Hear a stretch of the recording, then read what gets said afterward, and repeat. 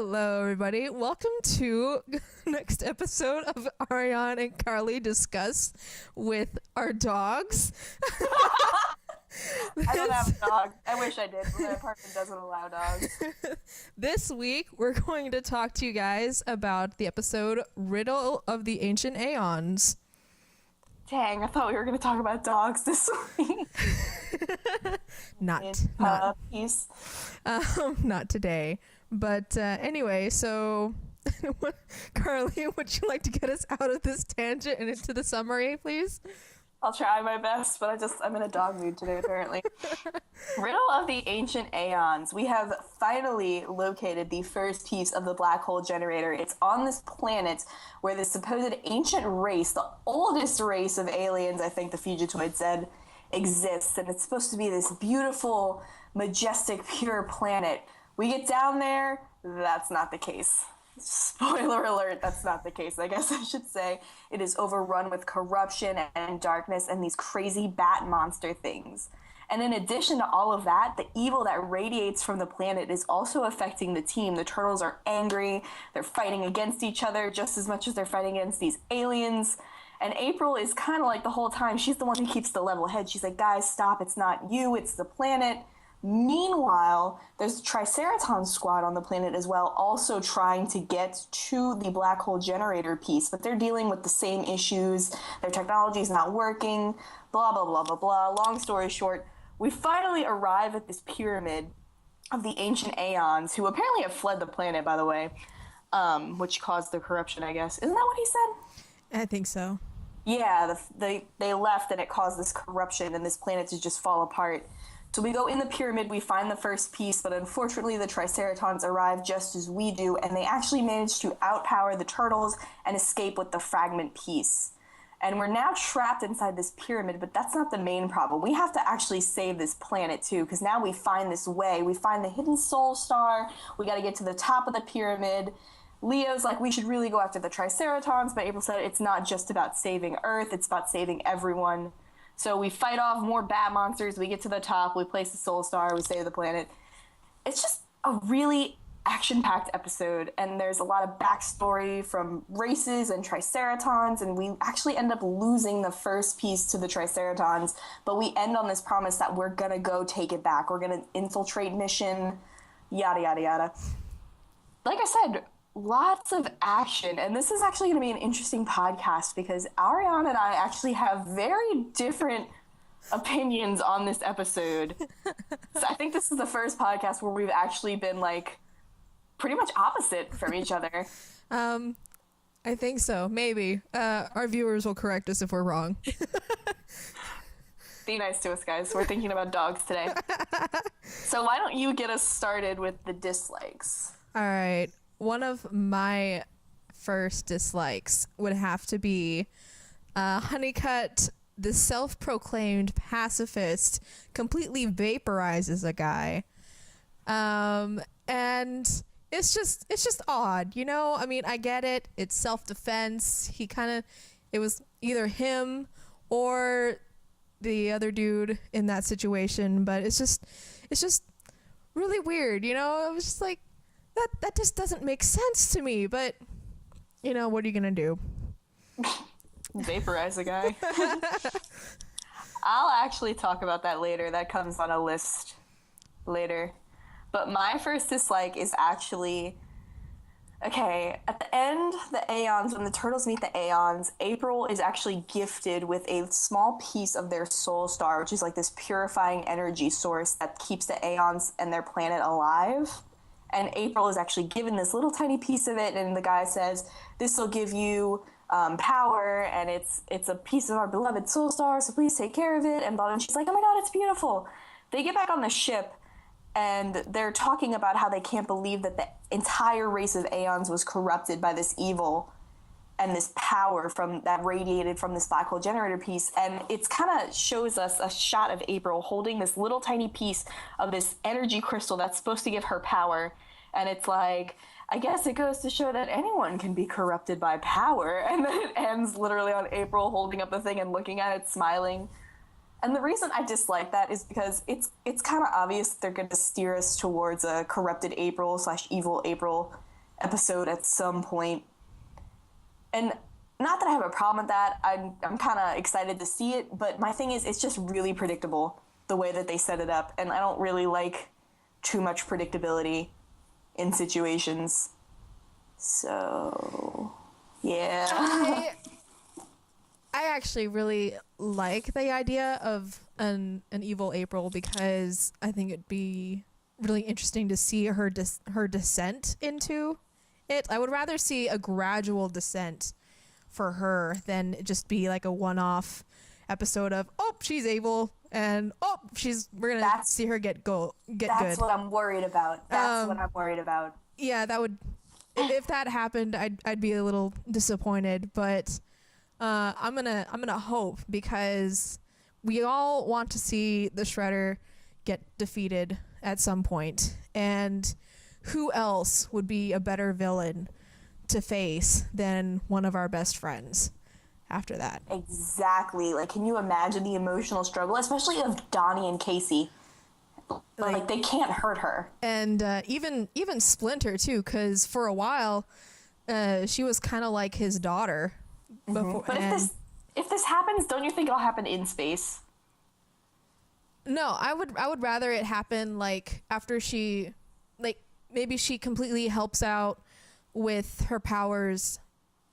Her powers end up becoming more and more powerful over time, and then she ends up thinking her powers are super duper extravagant, and she ends up doing something to try to help, and it ends up becoming like a Wicked Witch from, like, Elphaba the Wicked Witch from Wicked the musical type of thing. And I would rather it be something like that than, oh, she's evil, oh, she's good. That's just what I'm worried about. Like, I'm worried it's gonna be like a, I'm glad that she has this, but I am worried about what you're saying, where it's gonna be like, oh, by the way, I have this crystal, let me just use it. Oh, my powers are so great, I'm corrupted. I'm gonna destroy all of you because you're my friends. I'm gonna try to have more faith in the writers than that. I have faith in the writers, but you know, I've seen this type of thing happen in the past, so I'm just gonna... We've had our heart broken before, just... I'm gonna cross our fingers. Anyway, so another thing that I didn't like was Casey activating the traps in the pyramid. And I'm just kind of like, has he never seen any Indiana Jones movies ever? Like, this never works out. Like, do not push buttons or switches in ancient pyramids. That just goes for life advice. Just don't do it. Especially common sense. Especially if your last name is Jones, because that's just don't do it, man. Just, oh my god, I didn't even connect that. That's awesome. Like, just don't even. But if that was a reference to Indiana Jones, then very, very clever. But just no, don't do it. That's hilarious. Indiana Casey, that's awesome. I'm so glad you pointed that out. That just blew my mind. But yeah, that was kind of a dumb moment where it's like, oh, this mysterious button. Push. No. My next dislike is actually the story of the Aeons themselves. I just don't really understand. Like, they never allowed technology on this planet, and they were fascinated when the Utroms asked them, can we hide this here? I can kind of get that. They're like, oh, what is this? Blah, blah, blah. But I don't understand, like, the evil radiating off of it. Like, is it a magical thing? Like, that, it makes it sound like a magical talisman or something. It's like the evil of holding this one piece of this generator that absolutely does nothing unless it's completely together with the other pieces has corrupted us. And now we're evil, and we're going to hide away our star because we have this fancy, shiny piece of metal here.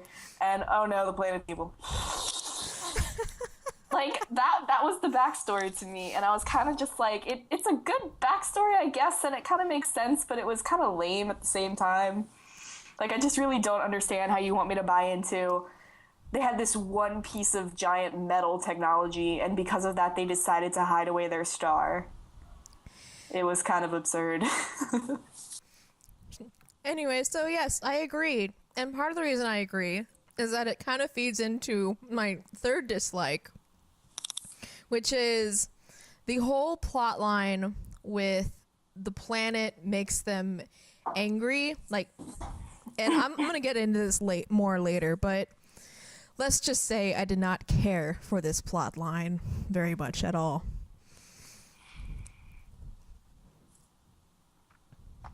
Yeah, that's my, that kind of goes hand in hand with my last dislike. My last dislike is, you know, throughout the episode when they get on this planet, like the first half of their time on this planet, it's established that even Leo has this one line that's like, the rage is so hard to control, and like they're beating each other up for like the first half of this episode. They are just unstoppable with this anger that they feel.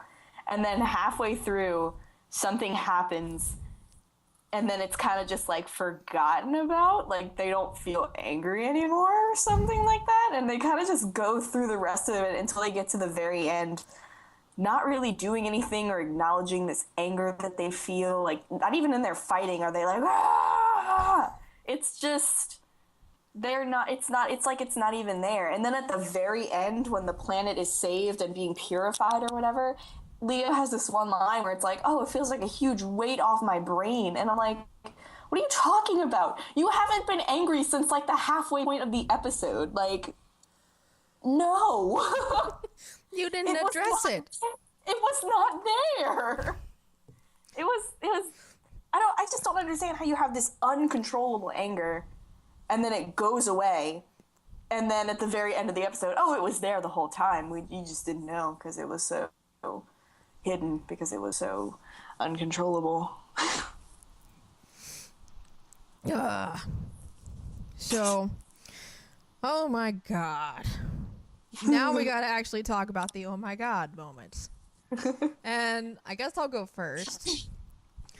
The scene where Leo and Raph start fighting, and Leo goes, don't bring up the leader thing. You've always been jealous of me. And Raph's like, jealous? Maybe that's because you were always Splinter's favorite. And then they're about to like fight each other, and then Leo rushes in and hugs him, and he's like, Raph, I love you, bro. And Raph goes, Leo, I'm sorry. And then the hug. That's how the whole plot line of them being angry is resolved.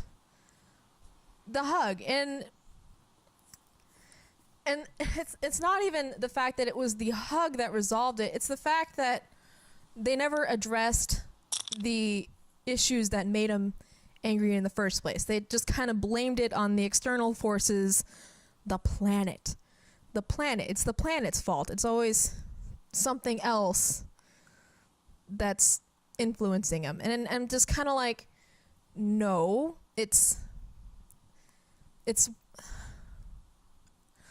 they're not taking responsibility for the fact that they're angry. They're not taking responsibility for, like, Mikey, for instance, was saying things like, you've always treated me this way. You've always been picking on me. You've always been doing this. You've always been doing that. And Leo, like, was angry when he told him, hey, don't do this. And Raph was getting into some serious, like, issues here where he felt like he wasn't loved by Splinter.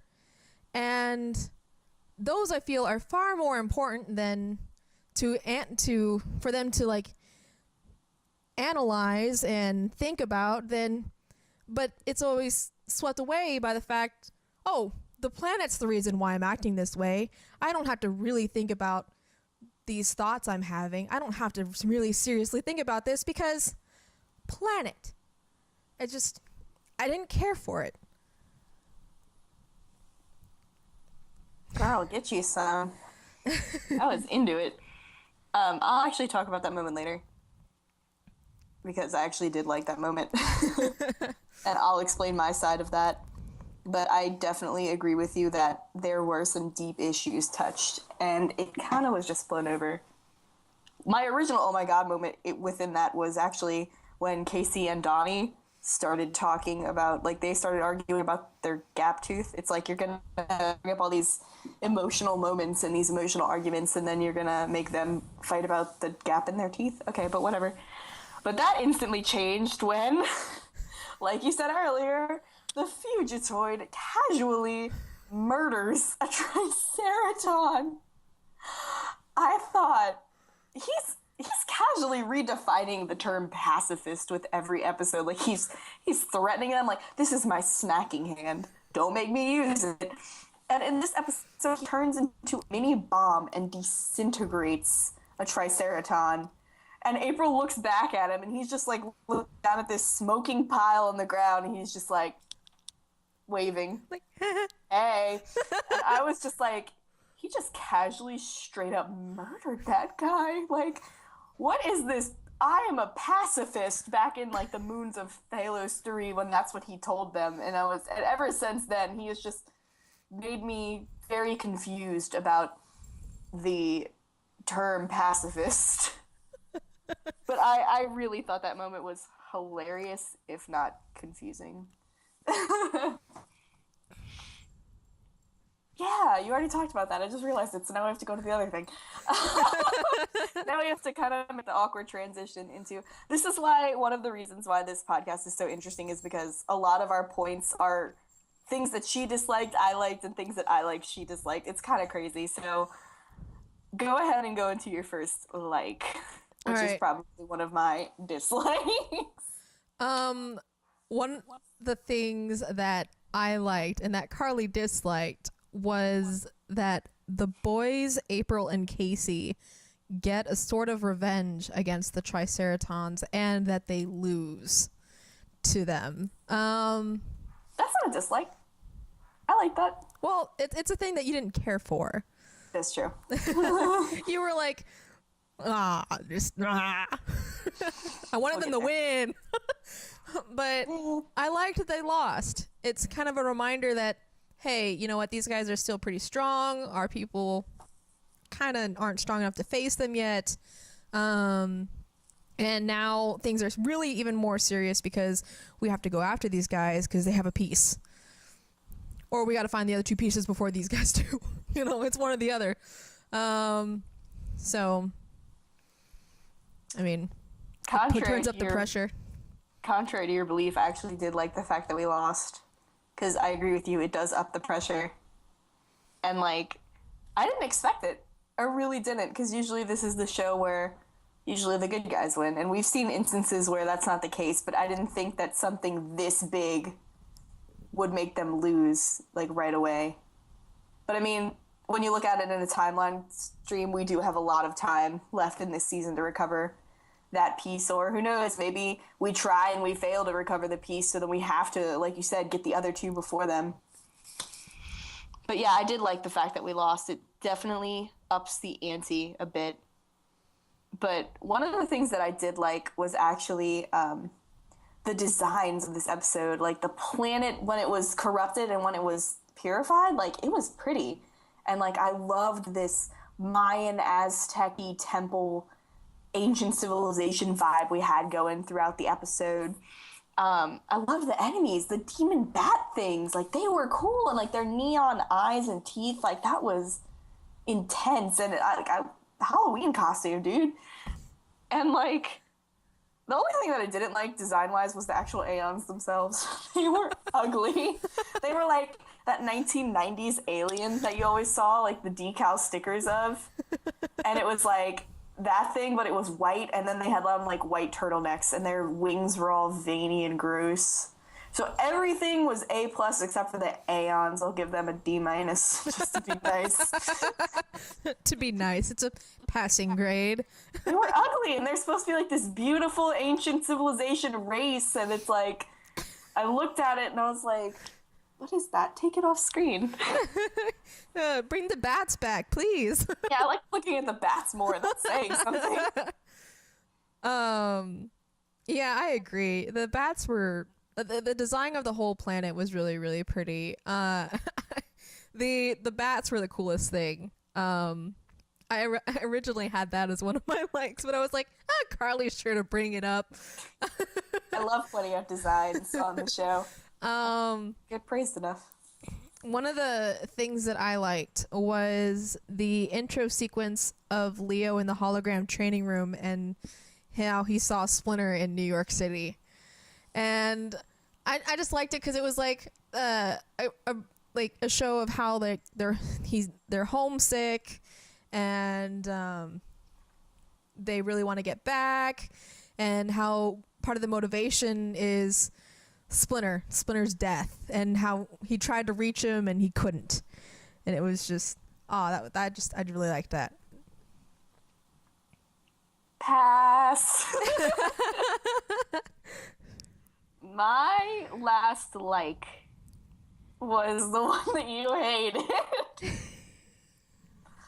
I really liked how they handled the Leo Raph argument in this episode. And like, I agree with you on the standpoint of like, we kind of really just brushed over the Mikey thing. Like, you've always treated me like this and all the other stuff. But like the Leo Raph thing was interesting to me because when they fought, the first time I watched this episode, I remember when the first thing I saw was when Leo was like, you've always been jealous of me because I've been the leader. I sat there and I was like, oh my God, again, like, are we still on this? Like, this is season 1 arguments. And Raph learned this lesson way back in season 1, and it's never really been brought up again in this series, but it's a constant thing in this franchise, this Leo-Raph rivalry, where Raph has always kind of had this underlying jealousy of Leo for being leader of the team. And so when I saw that, I was kind of like, oh, we're doing this again. But then Raph said a line that really just changed everything for me. It was, you've always been Splinter's favorite. And like you said, that is a deep underlying message right there. Like, who knows how long Raph has felt like that? And maybe like that's the source of like why he's so angry all the time at Leo. Like, because he feels like that. Like you said, it's a deeper thing that they really don't expand on. But the fact that Raph has said it out loud and has acknowledged it, that was what was big to me. Like, I did not expect him to have that line, did not expect him to say that, and it was kind of just like, whoa. So when Leo hugged him, it was kind of just like, I'm sorry you feel that. Like, for me, it was just, I'm sorry you feel that way. I love you, and you know that's not true. Splinter loves all of us. And, like, you know, I'm kind of hoping that when we get back to Earth at some point, we're going to expand on that a little bit more. I don't think they will, honestly, but I think it'd be interesting to see them kind of show that side of Raph now that we know that he feels that way deep down. You know what I mean? Yeah, okay. From that perspective, I can see yes. I can appreciate that line itself. I really liked that line. But I just the fact it was the resolution to that whole right. There's just the moment. Just that moment. Yeah. Anyway. I get what you're saying, but I mean, different opinion. Look at us. We have different opinions and we get along. It is possible, internet. Seriously.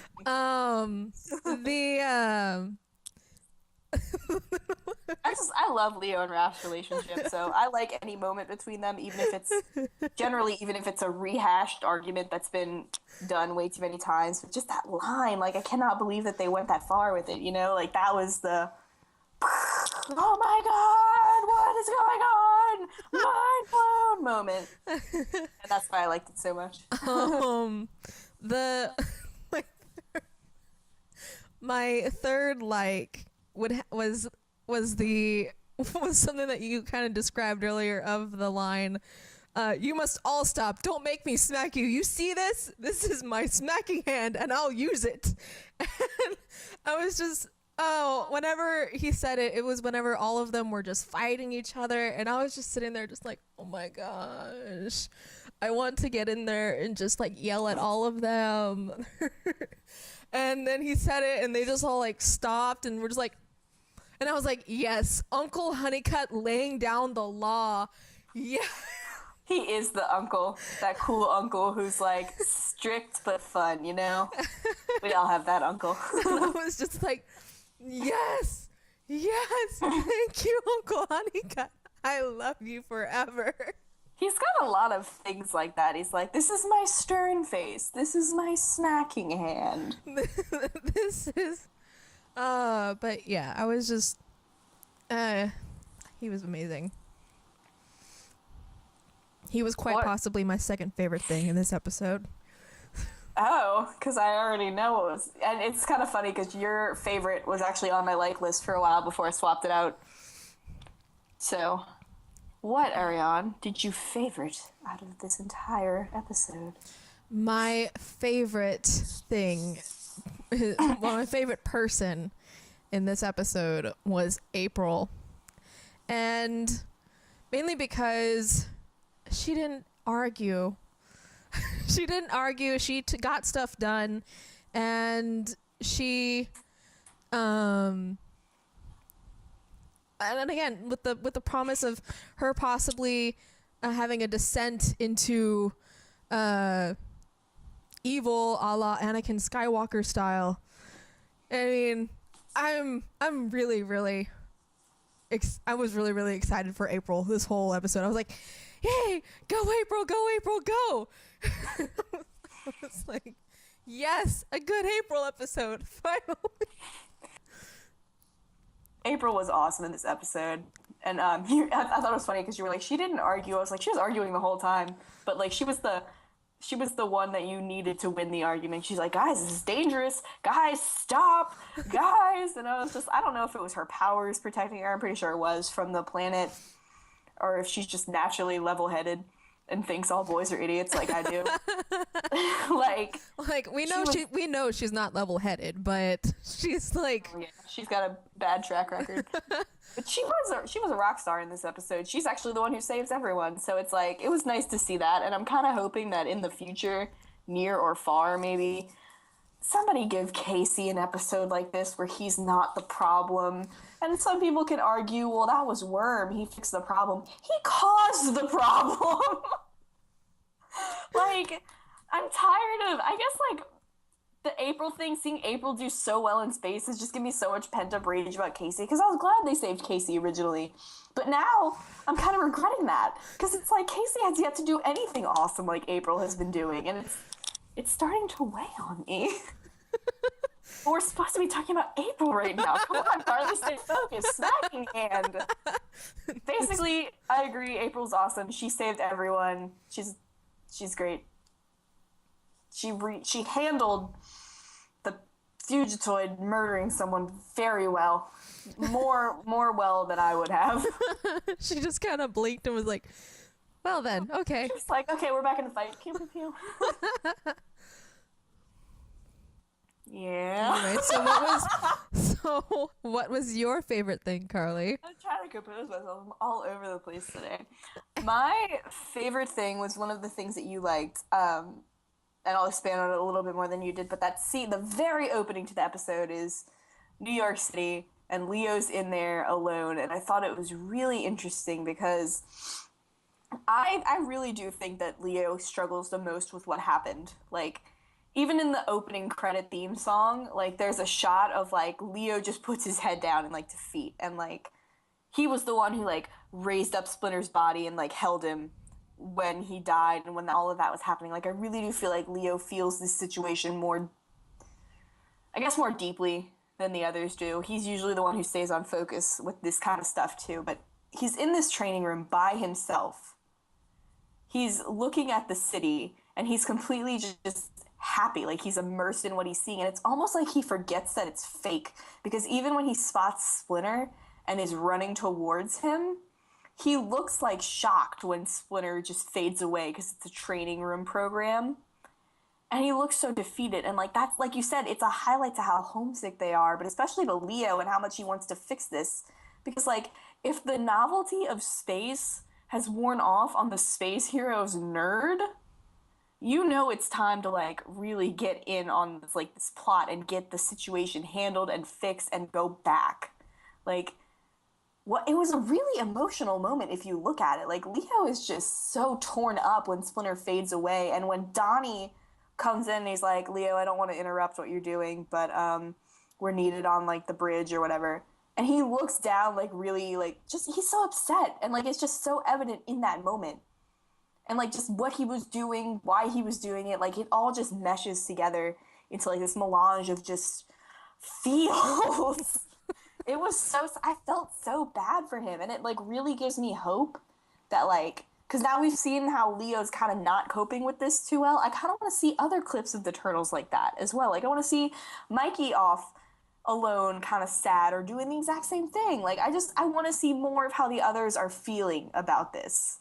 But the fact that we got to see my favorite, that was cool. But yeah, very emotional moment, and I really liked it, and I really hope we start getting more episodes geared towards we have to get home. I hope that Leo kind of takes that experience, because I think he's been doing it more than just what we've seen. But I really hope that he takes that and it drives him to really push the team. Like, okay, guys, come on. Like, I think we have like 5 months left at this point. 4 months. I don't know how much time has passed. Rant. Done. We don't have any questions because, actually, surprise, this recording happened 4 or 5 weeks after the actual episode premiere. And I actually did have questions way back then, but I didn't know when we were going to be able to record this episode for the podcast, so I kind of just answered them. Sorry. It's okay. It's all right. What are your general overall thoughts of just this episode? This is where the difference is going to come in. This is where the major differences come in. I had small things that I liked about this episode, but overall, I did not care for it. I liked the Mayan Aztec feel. I liked the Mayan Aztec feel. I can't You think need of a candle. I can't think of anything more off the top of my head right now. All I can think of is my dog. But This episode is brought to you by dogs, the better half of the human world. but you know, I mean, I did not care for it. I did not care for the. I mean, if I'll have to give this episode like a 7 out of 10 for me, but 7's kind of high. 7. I'm being nice. I know. Dang. Because spoilers, I know where it goes from here, so I can see the upward curve of the future, but I did not care for it. Unlike you, I really liked this episode for a few reasons. I thought it touched on some really deep emotions, like we've been talking about generally the whole time. I thought it had a lot of funny in it. I liked that April was the real protagonist overall in this episode. My favorite thing about the episode overall, though, is that it's plot movement. Like, what episode is this in the season? I think it's like 7 or something. Let me see. It's 5. Like, we're 5 episodes into a season where everything is at stake. The entire world is at stake. It's not just New York City anymore. It's not just our family and friends, which are very important, but the entire planet is now hanging in the balance. You'd think we wouldn't have, like, I expected like the first piece to come up in episode 3, honestly. Like 5 episodes in and we're finally just getting a piece, you know, like. Mm-hmm. So to see actual plot movement is kind of refreshing. It kind of gives me hope that we'll make it home before the season ends. But if they keep spreading it out like this, who knows? But just plot movement, like, finally, thank you. Let's keep that going. Please. I don't necessarily hate fillers, and I think 2012 does a really good job with some fillers, but like, I would much rather get on with this story and get it over with and get home to the other stories that they shoved down our throats in season 3. Like, a majority of season 3 was cry, cry, cry, cry, cry. Oh, by the way, Triceratons. Go ahead and deal with that for an entire season. Like, okay. I want to go home. But I really did enjoy this episode for a lot of things. There were things that I nitpicked out and didn't like. But I would give it an 8.5 out of 10. I really liked this episode. I don't know how long they're going to take to address the whole April with the star piece thing. And I don't know how long it's going to be before we actually go and take back the I guess I can stop. They know we've seen the next few episodes. We're not going after the piece in the next episode, unfortunately. We are going into Journey to the Center of Mikey's Mind, which you guys finally get something you've been asking for years. You get a turtle tot. Not in the way that you expect. Which is like something this big. It's really cute. And we'll talk about that episode next time. Basically, the turtles deal with a gang member, honestly, and the gang member kind of forms a vendetta against them, and he sends these things that infect Mikey to try and get these secrets out of him. The turtles end up having to go into Mikey's subconscious. Craziness ensues, and you'll meet some very interesting persona that help make our orange turtles so special.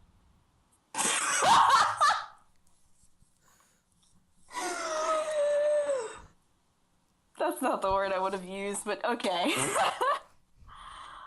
Do you have anything you would like to add?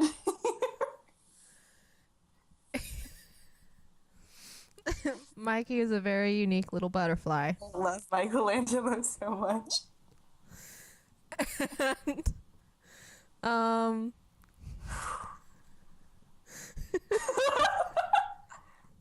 well, I'm Carly. I run all things TMNT, and I love dogs. I'm Ariane, and I also love dogs.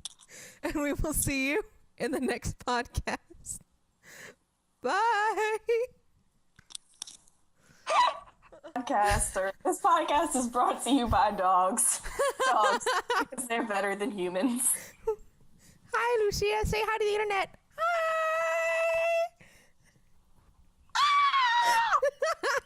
Okay, bye-bye, Lucia. Run away. I love animals. Are you ready? All right, let's go. Hey guys, what's up? Welcome to our second podcast. Today we're going to be looking at dinosaurs seen indoors. And in the last podcast, I really got the title wrong. Got it right this week. Ariane, you want to give them a little synopsis of the episode? All right, well, in this week, we saw Raph encounter a... This week, we started off with the mutanimals. Dr. Cromwell? I always get Rockwell. What? I always get his name confused. Dr. Rockwell hanging out. Can we just start over? Would you like me to do the synopsis? Can you maybe do... You want to do the intro then, and I'll do the synopsis? You know, the way you described it, it kind of just hit me that it might have been like a symbolic metaphor for the whole science versus religion debate. Oh no, we do not get political in this podcast. No. So just between us, like, it just hit me that that's what it might have been.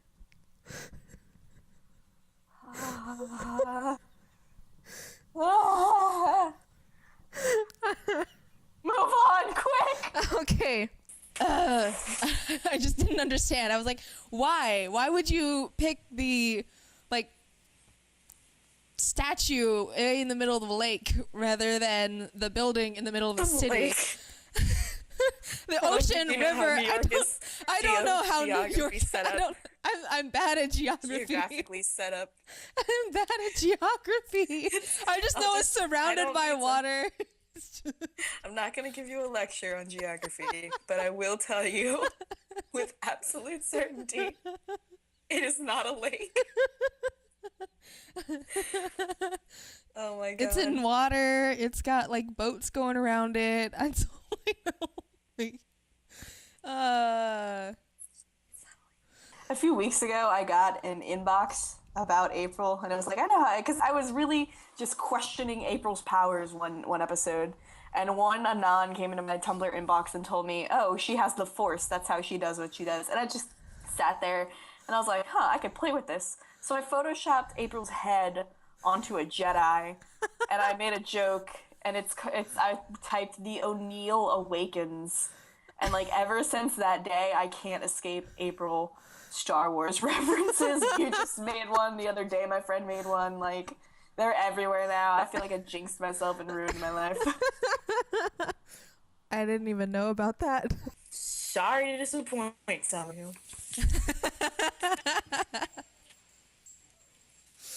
okay, I'll wait until like my brother walks in before I answer. Hi, Andre. Okay, so, I feel like we don't know enough about the 2012 Triceratons. Oh, darn it! No, darn you! Turn back. No, Skype, Skype, what are you doing to me? Skype, Skype. No, come on. That's odd. No, Skype. Ah! It's all good. Oh, it's still recording at least. I'm Yeah, it'll just waiting cut for that part out. Yeah, that was just the point. Oh, hi. How do Andre. you feel about the... Oh, how do I feel about the... Let's see, let me just make sure that this is recording perfectly fine, too. Okay, that's fine. Just gonna wait for your webcam to come back up. La la la la la. Mine? Yeah, your image isn't coming up yet. There we go. All right. Everything's back to normal. So yes, I agree. I didn't really care for it. And part of the reason I didn't care Hillary Clinton cameo.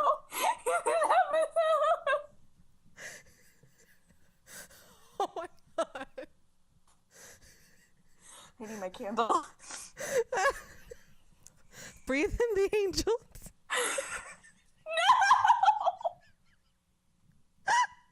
It flew out again. I need a rest.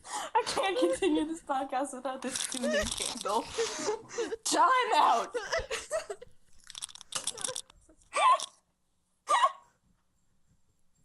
We are dysfunctional.